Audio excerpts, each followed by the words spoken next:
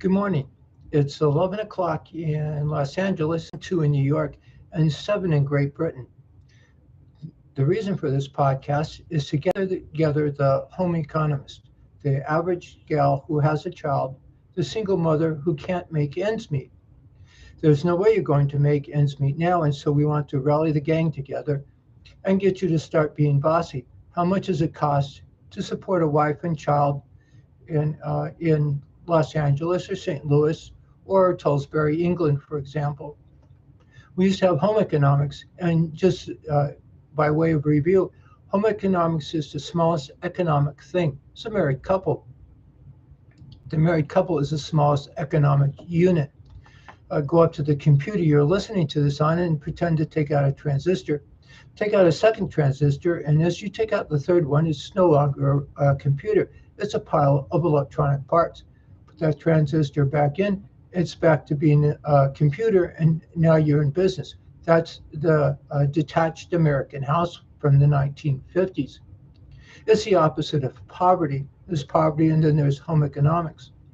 So picture that house, picture a detached house that's designed specifically for that.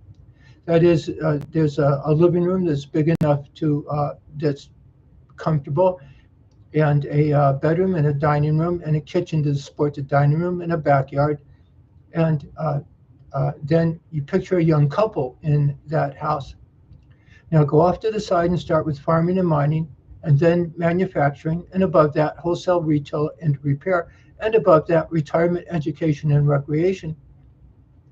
And doctors and lawyers form a kind of lattice that holds it all together, and the Catholic priest is what causes it all to come into being to begin with. It's a religious concept. And so there you are. Well, they threw all that out, and they threw that out in the 1970s. It went something like this. Hubby was bringing in a paycheck, which is just a piece of paper, and he had the job, but the word job is you have to watch that. Being a professional housewife was a profession. It was considered a profession. And so the two people were considered, viewed as one person.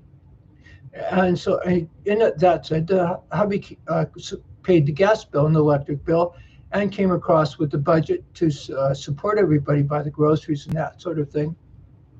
And when they first went from home economics to individual rights, the women's liberation movement, for example, they weren't, the bum's rush there was that they weren't producing anything, they were consuming everything. And so if a gal went out and got a job, her income, whether it was more than the guys made or less than the guys made, her income was a consumption thing.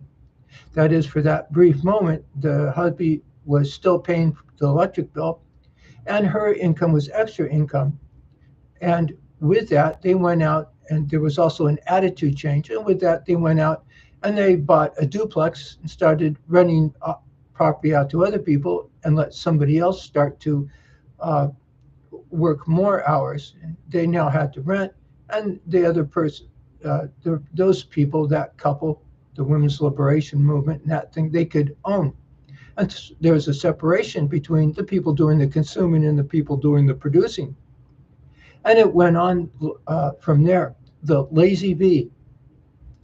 Pretend there's the letter V and it's on its side, and the rich get rich and the poor got poor, and the most stereotypical thing there is. And now that adjustment's been made, and now if you're a gal that's growing up into it, and you're in the peasant side of that thing, you're in horrible trouble. It just isn't going to work out. You can, if you have a toddler or a teenager, if you have a child, you could work two jobs and it still isn't going to be enough money to pay for rent and groceries and food and clothing, and perhaps the things a teenager might need, the things a toddler might need, and things for yourself.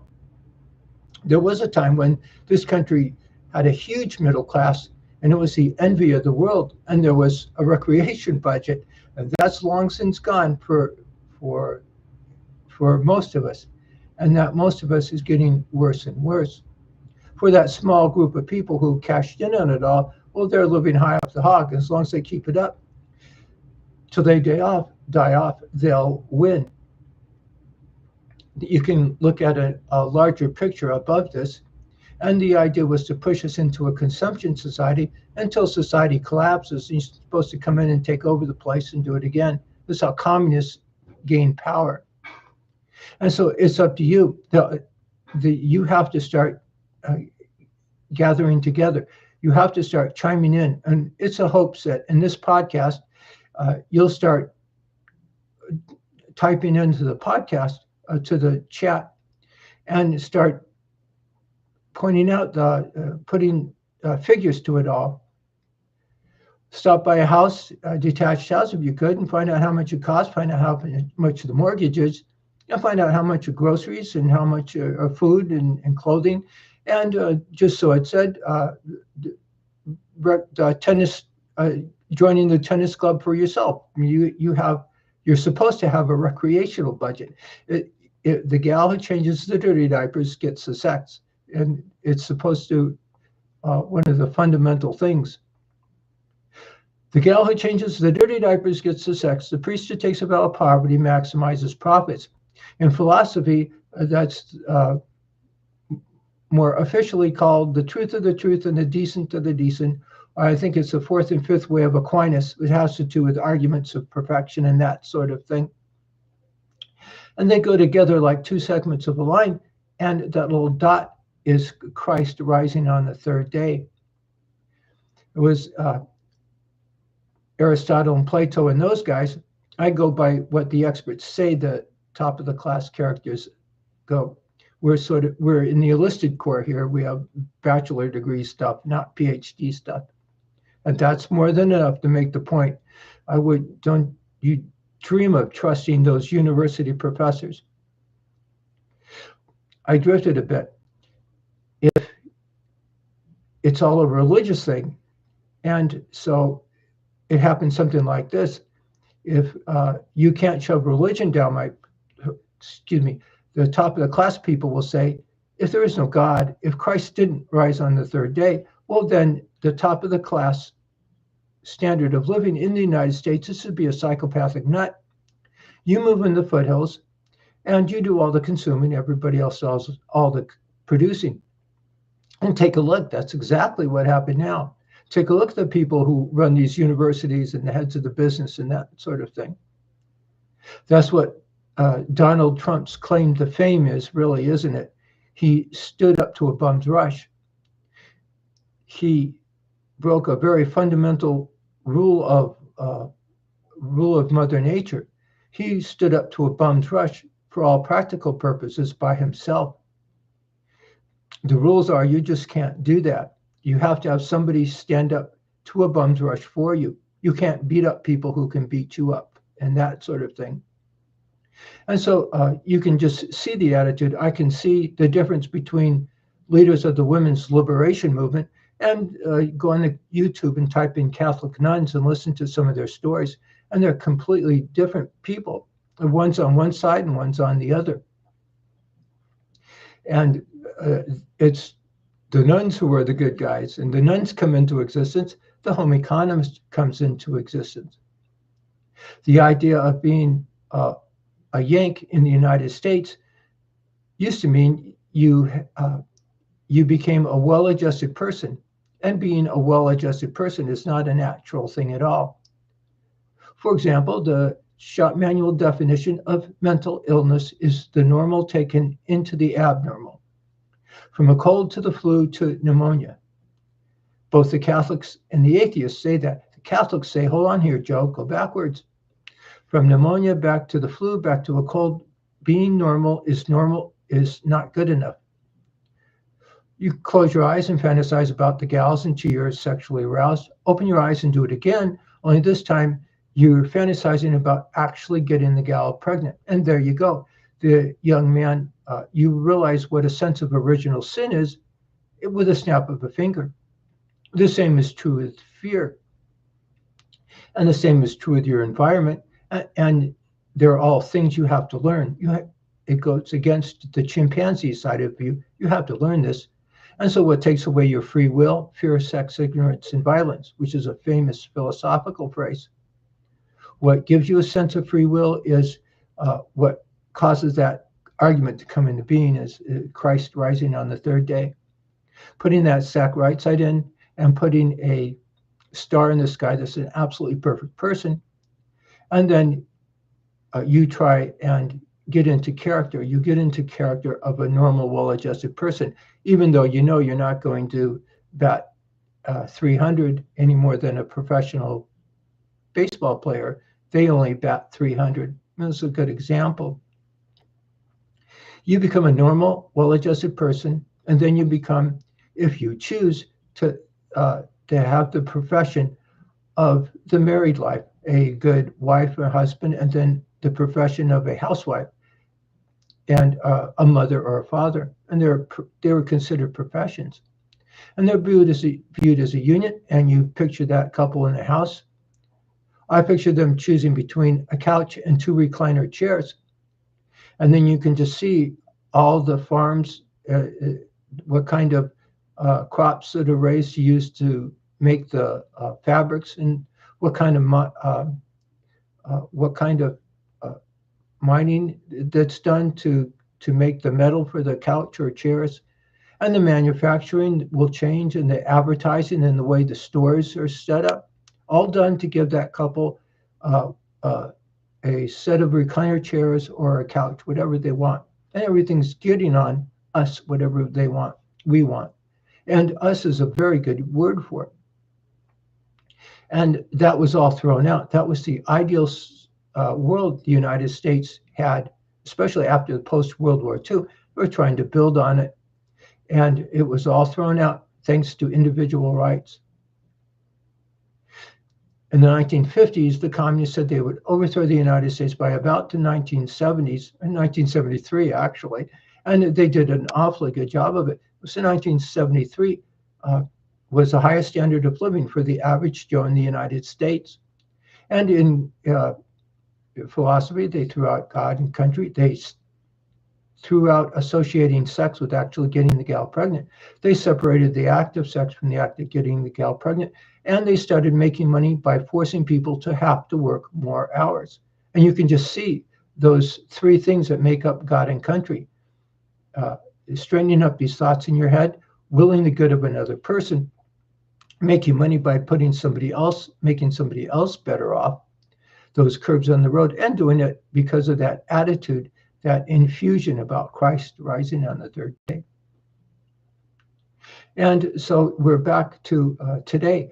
And today you're in dire straits. You've got to speak up. If you've got to start chiming in and saying, look, I can't do this anymore. I'm working ungodly hours. I can't stay up all night. I'm trying to come up with money to pay somebody else to raise my child. I only see her at night when I go to bed, and they don't even associate me with their parent. Something's horribly wrong here. Something has to be done. Oh, we know what to do. We know exactly what's wrong, what to do about it, and how to do it. We'll straighten that up. And so other things come into being. You start to realize other things. Just so it said, is it okay to discriminate against things such as homosexuality? Yes. It's okay to discriminate against homosexuality because you're obligated, if only for religious reasons, to discriminate in favor of the gal who changes the dirty diapers, gets the sex and the romance. Discriminating, it was quite common in the 1960s, 70s. The 1950s goes all the way through to the 1970s. That's when there was a profound change in our society. It was quite popular to say you can't discriminate against everybody. And they got nasty and vicious about it. You see, the United States is so large, you can simply go into debt. And since you only have to pay interest on that debt, you can theoretically carry it on forever. And so you have to give us everything we want. It's exactly what they said. And so what did they do? They discriminated against reasoning itself. And that involves the psychology, and that involves the attitudes, and the society that they built. Society is based on the actualization of the attitude of the people in charge, and that's exactly what they did. They picked out, and now you're starving. I never saw homeless people just here in the United States, especially around Tucson, and now it's so common, it's ridiculous. This house you live in, you see behind you, was built right around 1950, late 40s, early 50s. This is a house I grew up in, and our parents bought it right around then. And he was a repairman, and with the salary of a repairman, our mom, who was came over from England after World War II, she was a professional housewife. They could afford a 3-bedroom brick house and a half-acre lot. You can't do that anymore, so admit it and say so. In Phoenix, this comes to you from Tucson. In Phoenix, it takes somewhere between $175,000 or $200,000, an income of $175,000 to $200,000, just to be able to afford to get into a house, I'm told. And that's the lowest amount of income. Most of the other cities, it goes way up. Unless you happen to be making that, forget it, kid. When you talk about renting, you're not supposed to rent property here in the United States. Remember, we're the United States. We don't rent property to people, and we don't rent property from people. It just goes on from there, doesn't it? You can see, even though this is very much a pro-Trump, Donald Trump, remember, Donald Trump ran to stand up to all this. But like everything else, there's going to be a fundamental mistake made, and it has absolutely nothing to do with Trump. And that mistake is not going behind Donald Trump's back and straightening all this stuff out to begin with. You go to the courts. The courts we had a revolution in the 70s in this country, and they threw out home economics in favor of individual rights. Those courts came out in 1973, I think. Oh, don't hold me to the year. Don't hold me to details. And they said, in no uncertain terms, there shall be no religion in government. And so what does that mean? It means they threw out those 3 things that made up God and country. Christ rising on the 3rd day, being normal and well-adjusted, that is, associating these thoughts that have to do with sex with getting the gal pregnant and fear and that sort of thing, and willing the good of another person. And so it became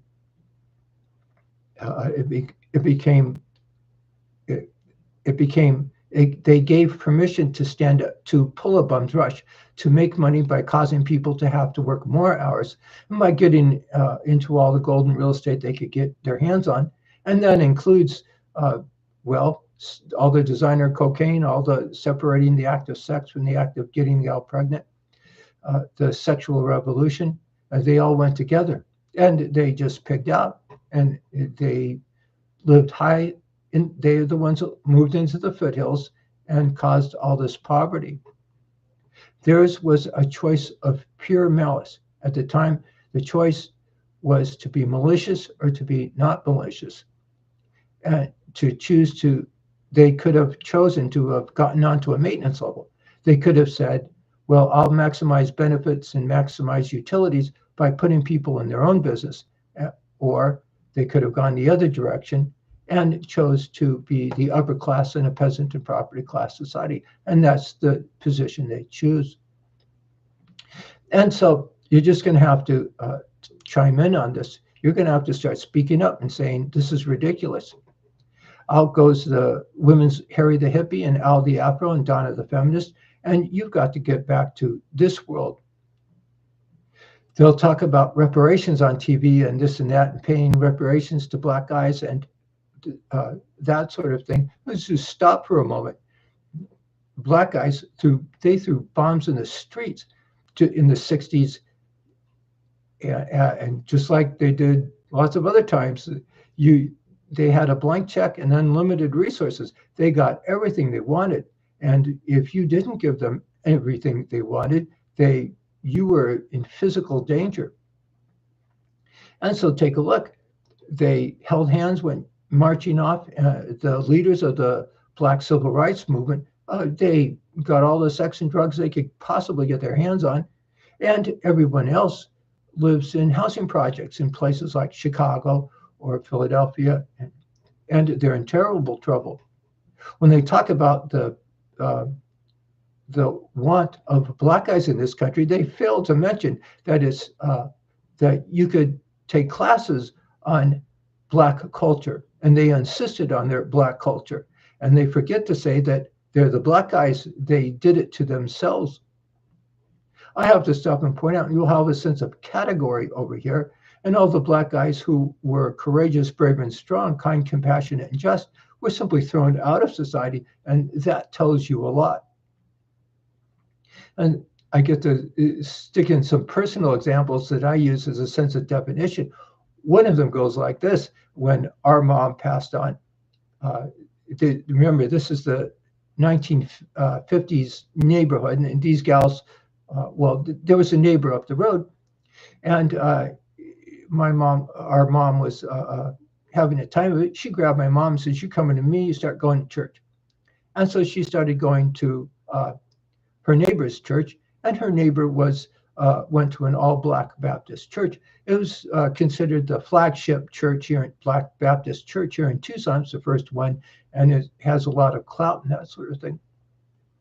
And so there's a gal from England showing up, getting dressed up, going to church with her friend, and in an all-black Baptist church. They ran a soup kitchen there, and for several years, to put it mildly, I'd go over and help out in the soup kitchen, try and do the dishes, try and do something that would make them better off. Well, there's a catch to all this, and the catch to all this is they weren't actually Black Baptists. They were the last of the 1950s American housewives.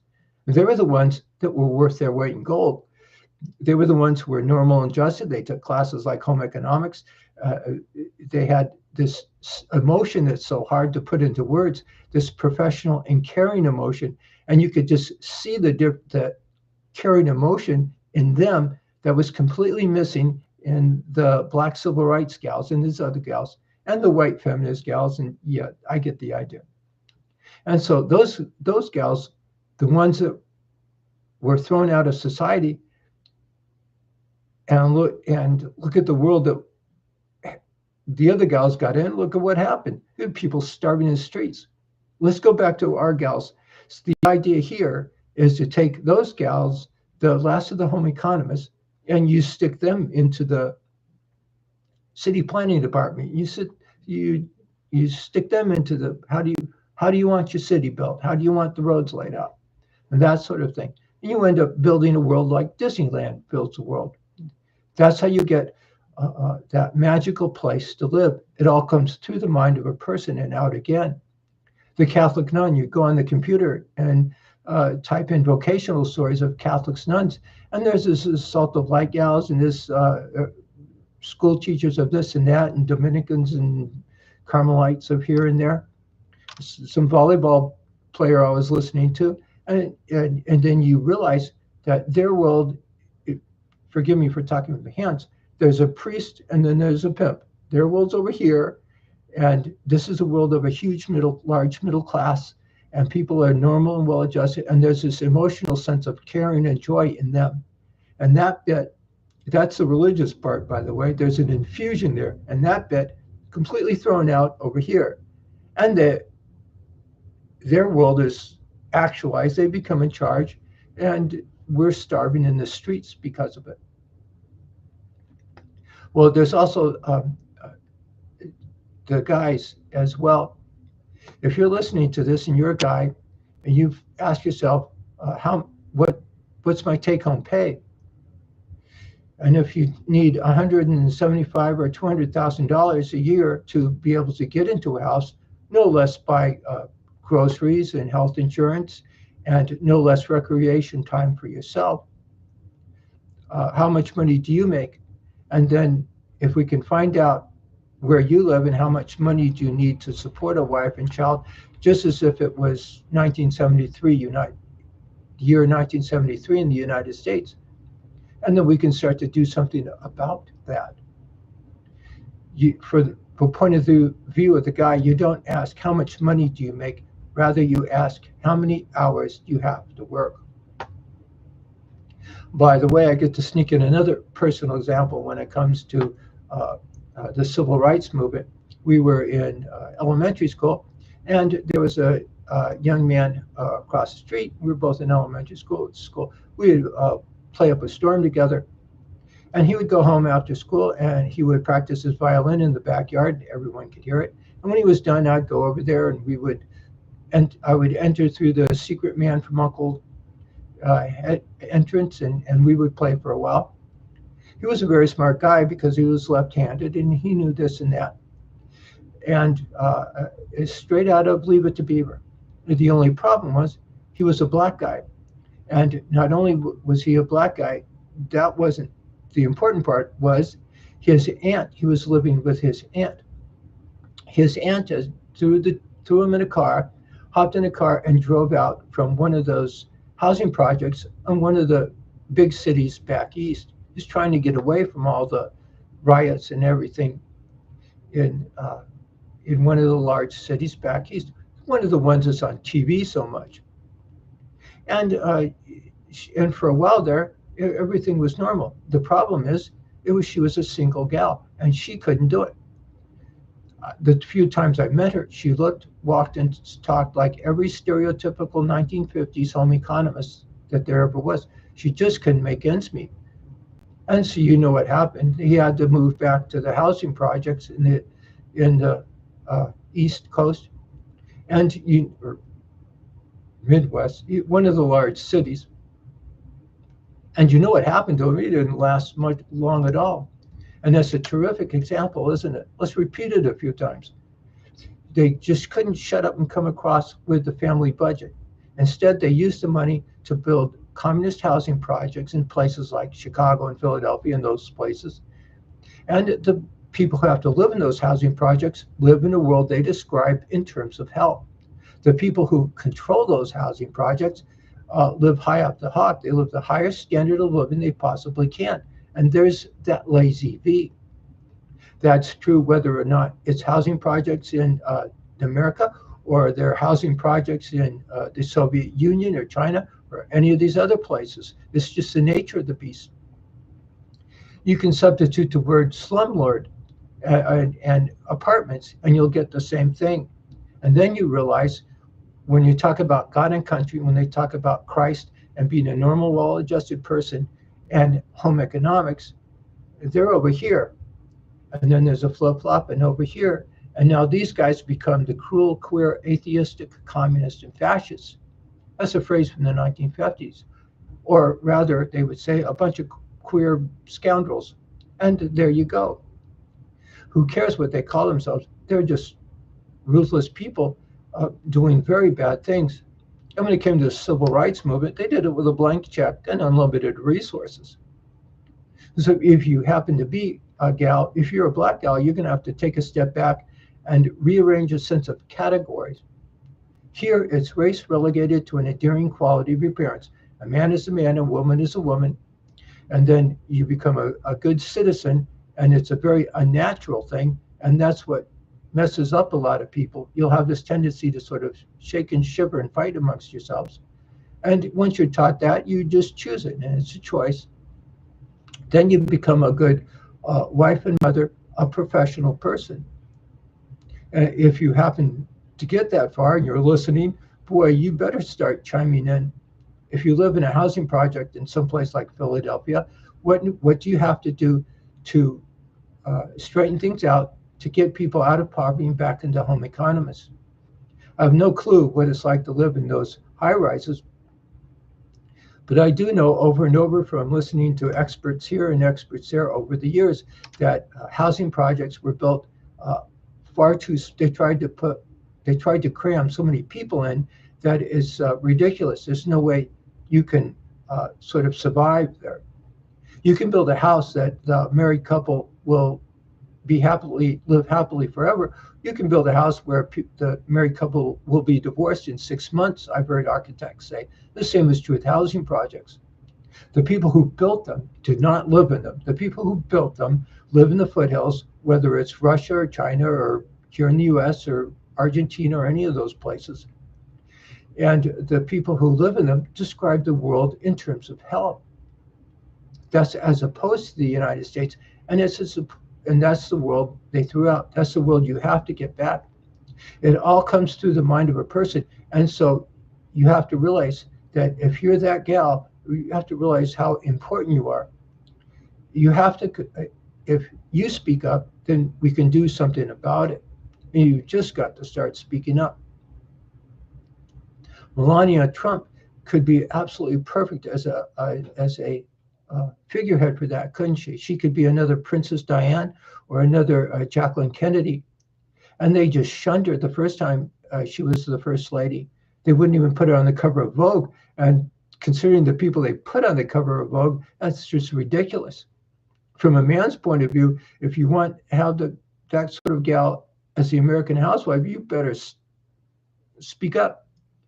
You should have gone to that Vogue magazine and taken the people who own the stock in it and the people who are the editors and give them a garbage sack and tell them to go form a class of peasantry beneath the class of poverty that they caused. And then you go back and you find that Melania Trump and you don't take orders from her. You just give her everything she asks for. You stick her in the city planning department, and I'll have a feeling that the city will start looking very nice very soon. And the same is true with the family unit. She could be a terrific example, representative of you. And if you were placed back into the top spot of society, very good things would happen. And make sure to include the nun in that. So if you're listening to this and you're in New York or Great Britain or Los Angeles, I tried to have a podcast that was on certain days, Saturday, Sunday, and Monday now at 12 o'clock on Saturday, excuse me, that's 12 o'clock here in Tucson. That would be 11 o'clock Los Angeles time on Saturday, and 8 o'clock in the morning on Sunday, and 11 o'clock on Monday. But I have problems because I do so much babysitting now. I don't mind it a bit, babysitting, but I certainly mind the reasons for it. The reasons are there's no money for them to be a stay-at-home mom. There's no hubby to even help out, and some of the children they get loved on by as many people as they can. Everybody's trying so hard to get them raised, but they have no stability, none of the good stuff you would expect. Others are counting on you to win, and so it's so terribly important. If you speak up, then the guy can speak up and start doing something about it. So there's a YouTube channel, and there's Time to Act on Facebook and Instagram. And so we hope you join the gang in the playground and start passing the word. And once you speak up, then we can start doing something about it. Well, thank you very much.